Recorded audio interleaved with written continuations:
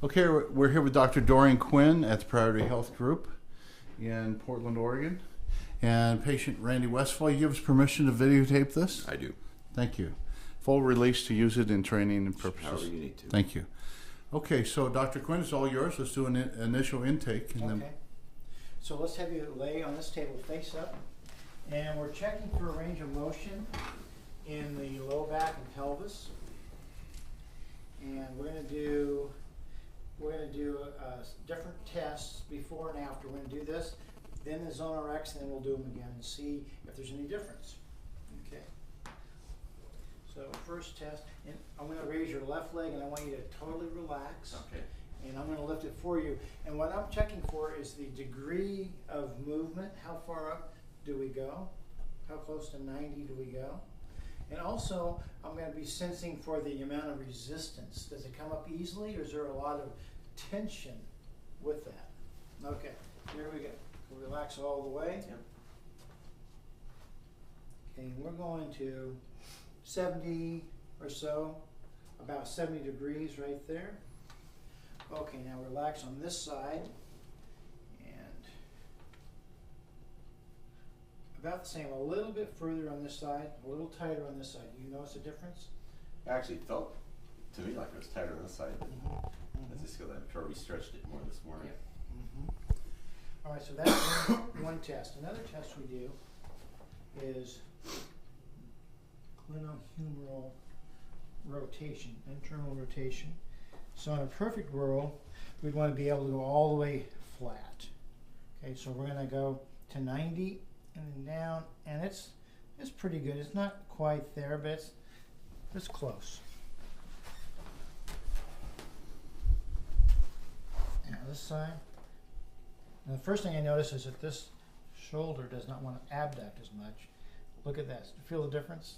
Yeah. Okay, this is much more restricted. We're like 45 degrees. That side was like 20 degrees. So this was, for all practical purposes, twice as restricted as that side. Okay. Now, we're going to do another test. This is going to be the Ober's test. Okay. So we're going to have you turn on your side with this side up. Now, this basically is a test to see to what degree there's pelvic torque.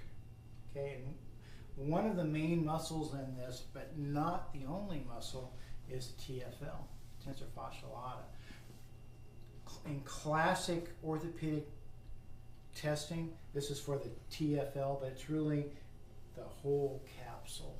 Okay, so the test on this, you're going to bring both knees up. You want flexion 90 degrees, like that.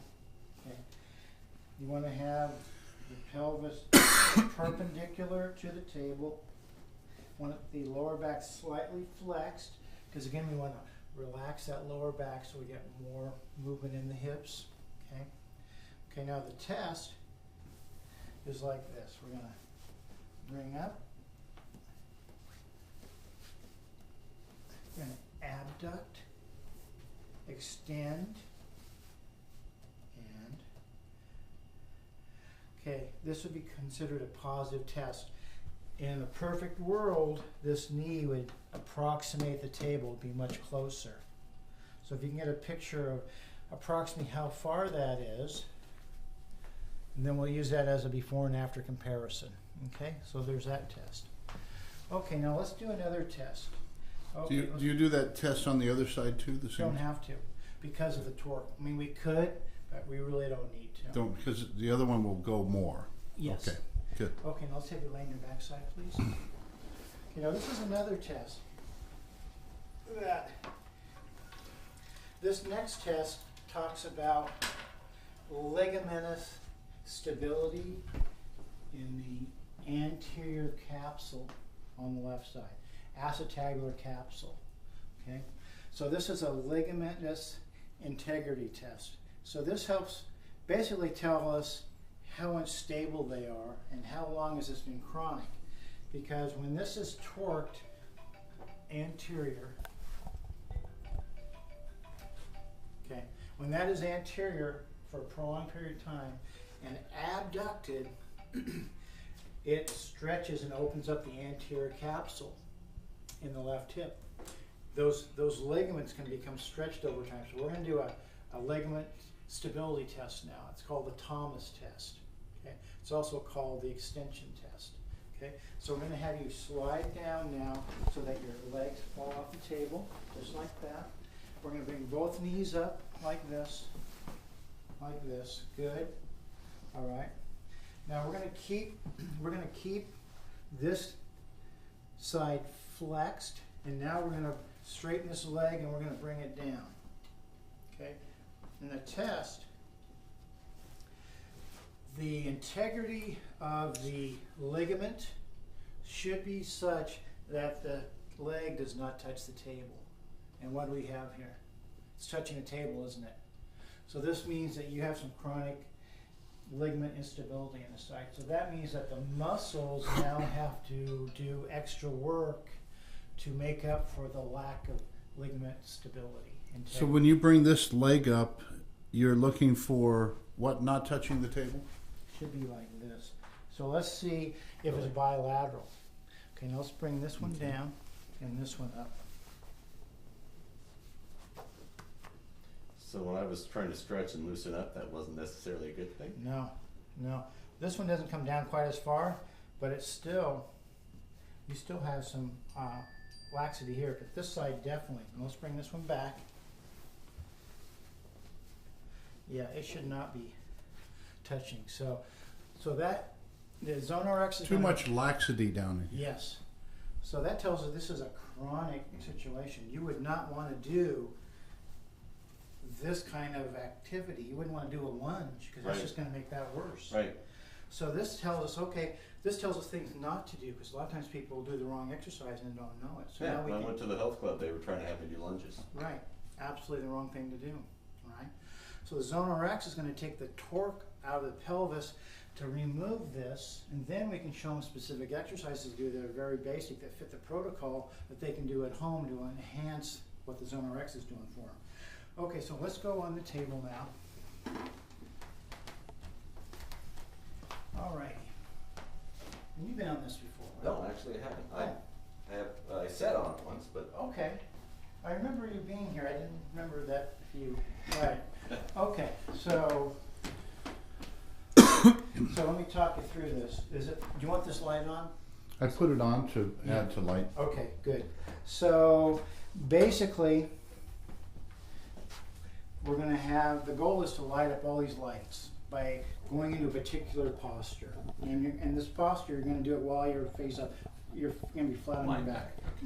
So we're going to put this in here. So these are the lights that you're looking to light up. When you press with your left knee and your right knee on those sensors, the lights will come on and tell you you're using certain muscles.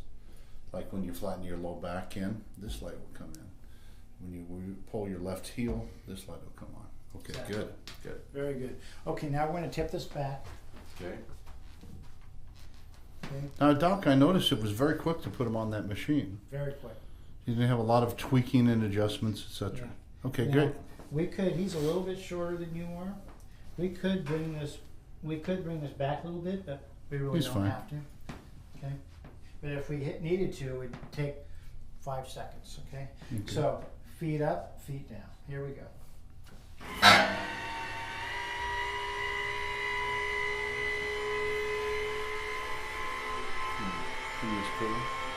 You don't really need it.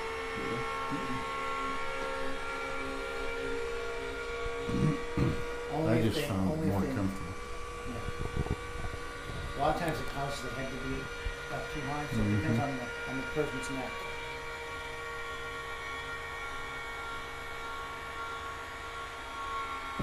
Okay, now that's the full position. Alrighty, so first thing we want to do is, yeah, your hands can be right there, Okay. or even here is fine. Oh, okay. Yeah.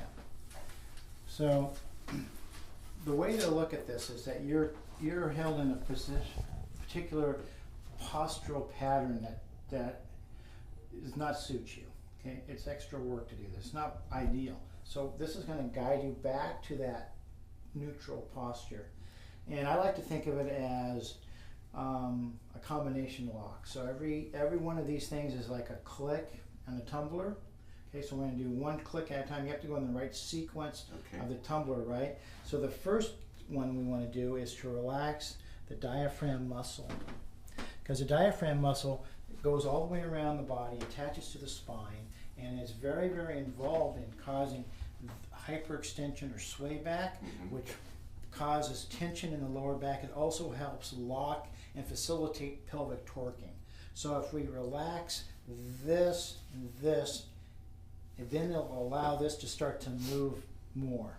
Okay, so we start with the diaphragm. So the best way to relax the diaphragm is to breathe in through the nose and out through the mouth. And as we do that, we breathe in as deep as we can, but when we exhale, we want to do it like slowly, like a sigh. Almost like an emotional relief. Slow and deep, like a sigh. Okay? Out the mouth. Out the mouth. Okay. So let's do that for 6 times.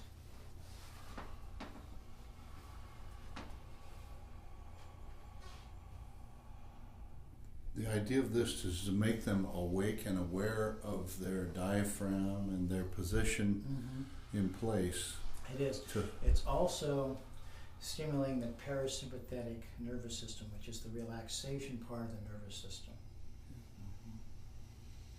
That connects the diaphragm muscle, connects to the brainstem, the cranial nerves, and that's initiating the parasympathetic response.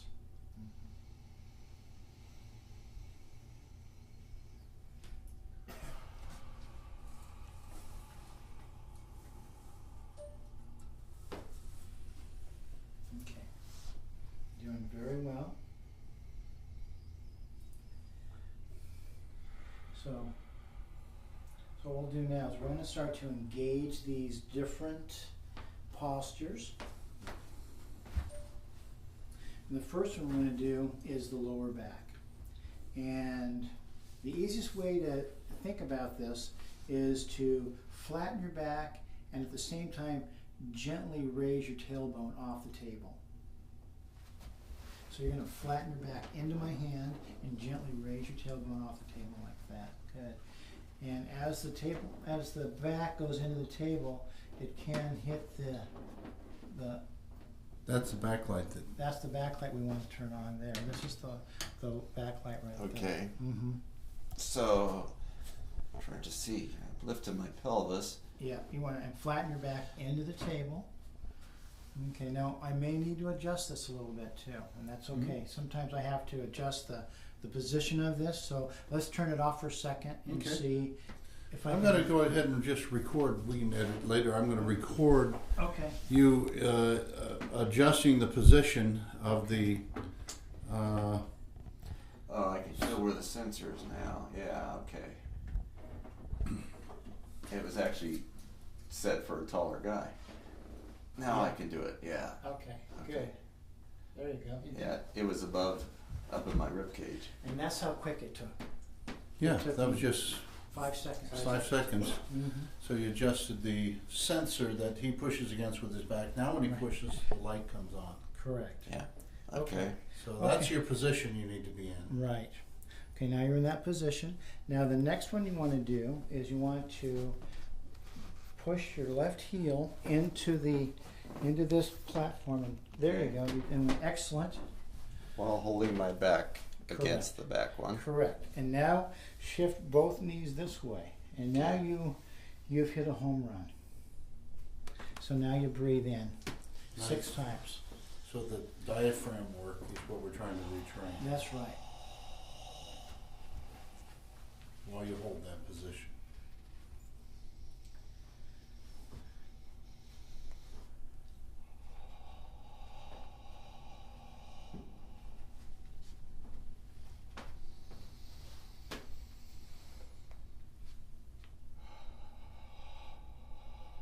You have ruts in the road of old neurologic patterns of imbalance that you've fallen into.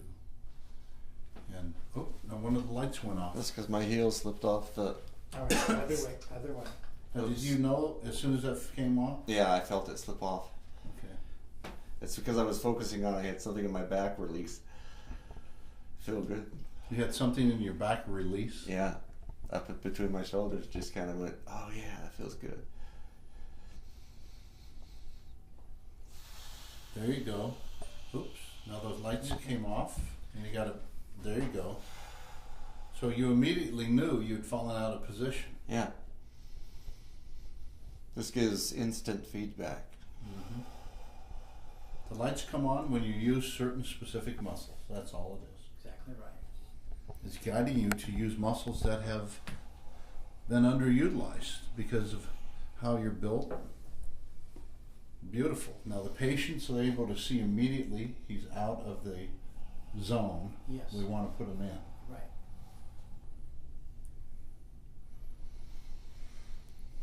So you have him hold that position for how many breaths? 6 inhalation cycles. 6 inhalation cycles.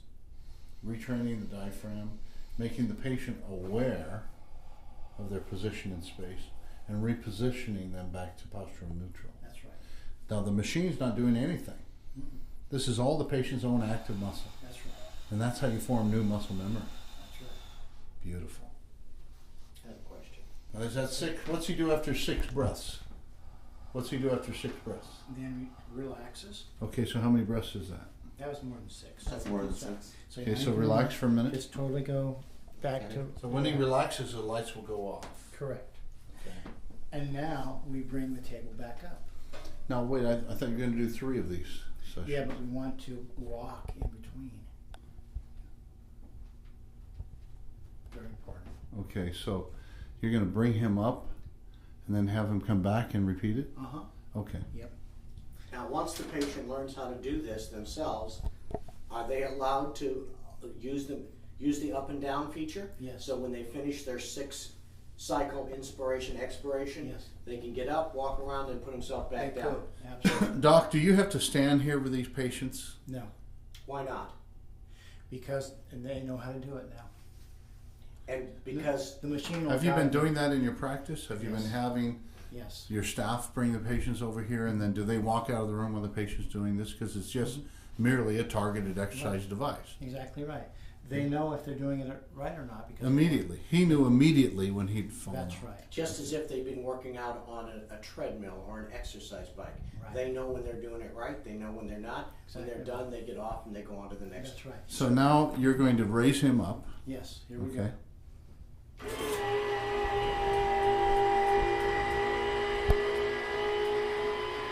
It's nice that this moves right with me. I don't have to change looking for it or anything. It's just right there. I could have edited it here. It's easier.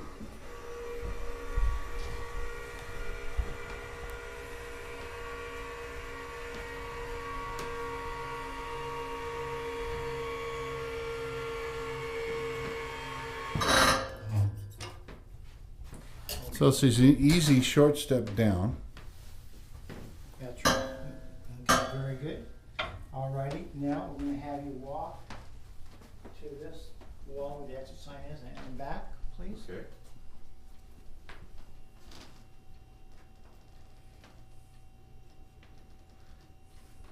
Does that feel okay for you? Mm-hmm.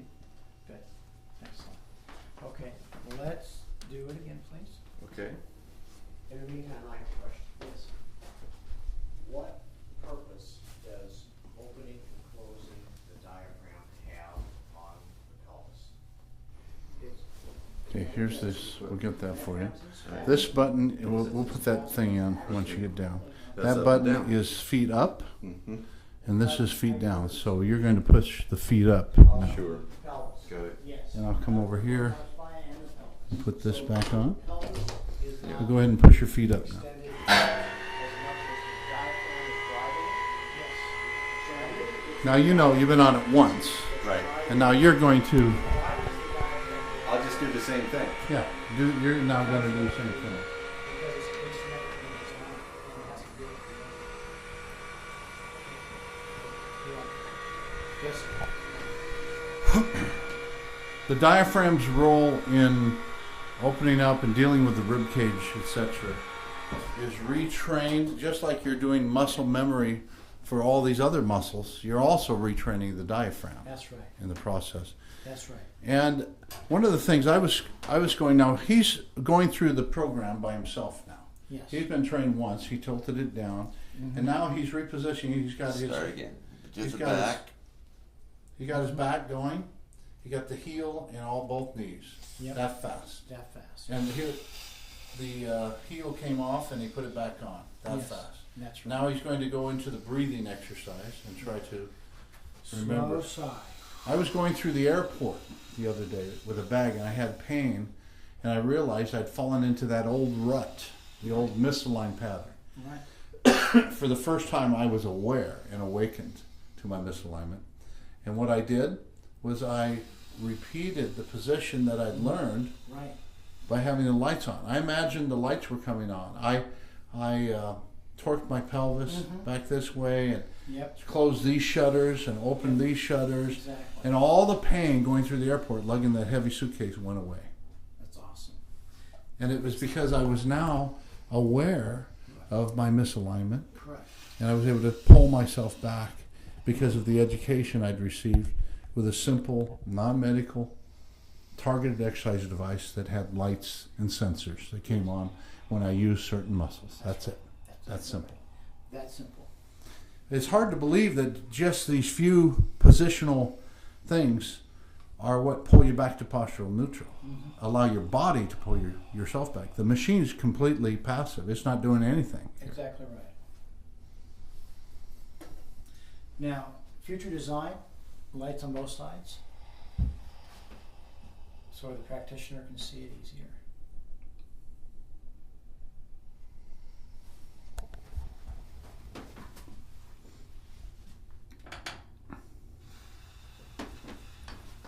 And a quieter motor. Pardon me? And a quieter motor. Yes. I agree.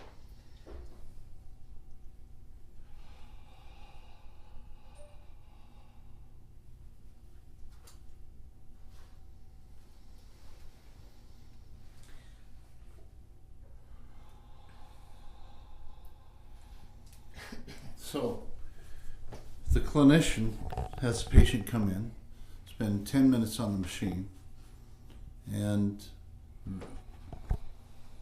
receive significant education as far as pulling themselves back to postural neutral Yes, without you having to wrestle with that's right.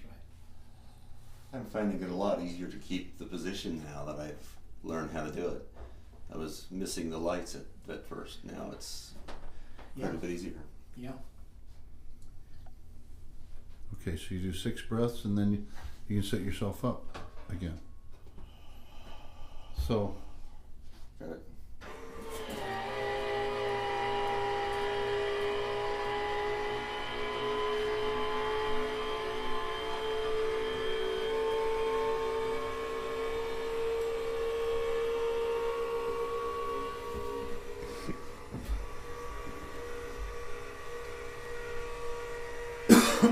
these diaphragm designs on these foot pedals are the shape of the diaphragm. The upside down J shape. Really? Interesting. Walk back to the same Yes, wall. please. And now we're going to That's the shape of retest the them. diaphragm. We're going to retest them. This goes up the back of the spine, Yep. and this is Exactly your right. belly. Yep. And this upside down J shape is crucial for pulling the lungs open. Yes. When you get out of alignment, this flattens out to an upside down L shape. Exactly. Can't open up the lungs properly. So then people start using their neck muscles to breathe. Okay. So let's see if anything happened. Great. Okay. We're just gonna Okay. measure them to see what So happens. a range of motion now. Yep. Okay. So 2 quick sessions. Okay. So usually I do 3, but let's just see. Yeah. Sometimes After we get- 2. Mhm. Let's see how he's doing. All right, we'll relax all the way.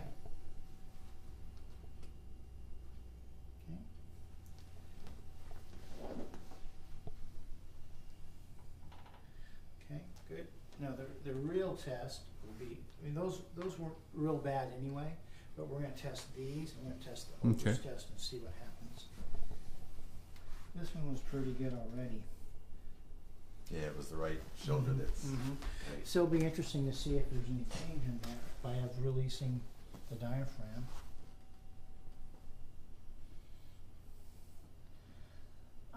There wasn't significant change in that, I don't think. Let's do this test and see. We need to do some more work up here too to release this, but that's okay. Go ahead and Just turn lay it. down. Or turn. Yeah, side, on your side. Okay, good. Perfect. Now I'm going to have you perpendicular, slightly flexed. Good.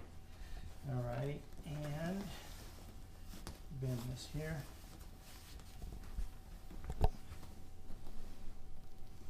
So you got to move that foot, this knee up. Yeah. Okay. There's a lot more movement. Look there. at that. Significantly more movement in one quick treatment. Big He couldn't get within 6 inches of that. And that tells us that the TFL has relaxed. Yes, it tells us that this has rotated back. Posteriorly. Yes, it's extending now, where before it was stuck in flexion. It has adducted where it was stuck in abduction, and it is internally rotated where it was stuck in external rotation. So this strap is what's released? Yes, that's part of it, but also deep inside your pelvis, deep inside. That may be what was causing pain when I ran. Right. In my knees. Absolutely. Now, you still have a lot of shoulder issues. Yeah. Now, Which is involved with the rib cage. Yeah. right. So You've got one rib cage shutters closed, one shutters open because of how you're torqued. This whole right side is tight. So this addresses that. So just those 2 sessions on there changed this. It wasn't enough to change this, but if we do this enough times and give you some appropriate exercises at home, then this will change too. So he's already repositioned you here, but he hasn't strengthened you here, and he hasn't stabilized this, and he hasn't yet repositioned this up here. Right. But yet, there was less than 5 minutes on this machine. So we've got an improvement in the lumbopelvic Yes. X section, Yes. but the thoracic, upper thoracic, and cervical region has not stabilized. Not yet. No, but I felt release up in my T5 area that I've had chronic pain just from the very first time I got on that Yeah, thing. that's So awesome. we are affecting it. We just haven't gotten up to the brachial plexus yet. We're trying to reposition it, and we're moving there, Right. but we haven't had as much repositioning as we've had down here. Exactly. It's kind of like the ripple effect. As this becomes Can you show us on the skeleton where we just manipulate, which skeletal structure we just Yes. repositioned? Okay. So come on now. Okay. So this left ilium was flexed forward and flared out like this. Okay? And like this. So flared down, out, and externally rotated. And this one is the opposite. So it was basically like this. Okay? And because of that, this was jammed into itself. And when he laid on his side, he couldn't think of this as being jammed into this. It was flared into the femur. So by pushing his knees, what did that do to these knees were up, and he pushed them this way. And Yeah, it was how so did tight. So it was so tight that he was being basically pulled like this. Okay, then when we repositioned the pelvis, it relaxed all of this, and now it relaxed this. So he went from, his pelvis basically was torqued like this with the, like that. Basically forward and like this, and now he's more like this. Okay. So that's taking the stress off the SI joints, the acetabular capsule. It's going to take the pressure off the knees and off the feet. Some transitional release up in here. If we do this enough times, it's going to release the tension on here. Because also. the whole spine rests on the pelvis. Exactly right. Now you did another exercise where you pulled his leg up and saw if the other one That's came up. not going to change. That's not going to change this quickly? No, because because that's a weak ligament. Okay. So in order to address that, we have to Strength, exercise tighten the the muscles. muscles that correspond So with that's this is the repositioning, then you move into strengthening. Yes. And does that involve some home exercises too? Yes. Okay. And then you move to stabilizing Exactly. once they're rock solid. Right. Thank you very much. You're welcome. Excellent.